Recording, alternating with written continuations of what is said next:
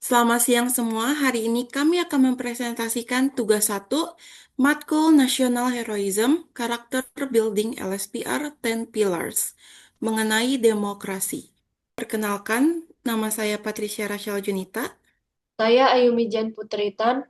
Dan saya Salsabila Ramadhani. Apa itu demokrasi? Demokrasi secara umum berarti sistem pemerintahan di mana rakyat memiliki kedaulatan, hak dan kekuasaan untuk menentukan arah pemerintahan dan kebijakan negara. Secara sederhana, demokrasi adalah kekuasaan di tangan rakyat. Sistem pemerintahan di mana kekuasaan tertinggi berada di tangan rakyat. Rakyat dapat memilih wakil mereka untuk memerintah atau dalam sistem demokrasi langsung. Rakyat dapat langsung terlibat dalam pengambilan keputusan. Yang kedua, yaitu praktik demokrasi yang ideal. Menurut kelompok kami, ada 5. Yang pertama, pemilu yang jujur dan adil, tanpa kecurangan, manipulasi, suara, atau intimidasi. Yang kedua, kebebasan berpendapat dan berekspresi, baik melalui media maupun demokrasi damai. Yang ketiga, transparansi dan akuntabilitas pemerintah, di mana pejabat publik bertanggung jawab atas tindakannya. Yang keempat, yaitu keterlibatan masyarakat secara aktif dalam pembuatan kebijakan, bukan hanya saat pemilu. Dan yang terakhir, yaitu perlindungan terhadap minoritas dan kelompok rentan, agar suara mereka tetap dihargai.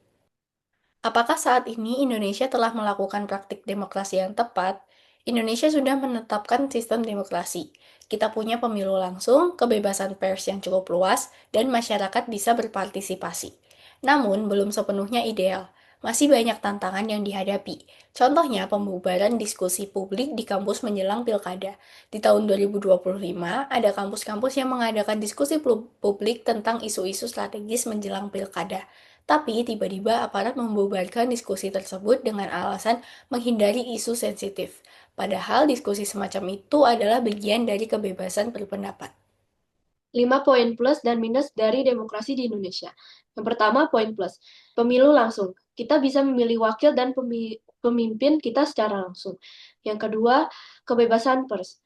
Meskipun kadang ada tekanan, media masih bebas untuk meliput dan mengkritik. Yang ketiga, kebebasan berkumpul dan berpendapat. Hak ini dijamin oleh konstitusi kita, jadi kita bisa menyuarakan aspirasi. Yang keempat, partisipasi masyarakat meningkat, terutama lewat media sosial. Masyarakat semakin aktif menyuarakan pendapat dan kepeduliannya. Dan yang terakhir, adanya lembaga pengawas. Kita punya lembaga seperti KPK dan Bawaslu yang bertugas mengawasi jalannya pemerintah dan pemilu. Poin minus, yang pertama, politik uang masih merajalela.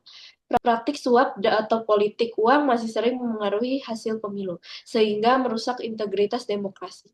Yang kedua, penyalahgunaan kekuasaan. Ada saja elit politik yang menyalahgunakan kekuasaan untuk kepentingan pribadi atau kelompoknya. Yang ketiga, pembatasan kebebasan berpendapat. Saat ada kritik terhadap pemerintah, kebebasan berpendapat kita kadang terasa dibatasi. Yang keempat, kurangnya pendidikan politik.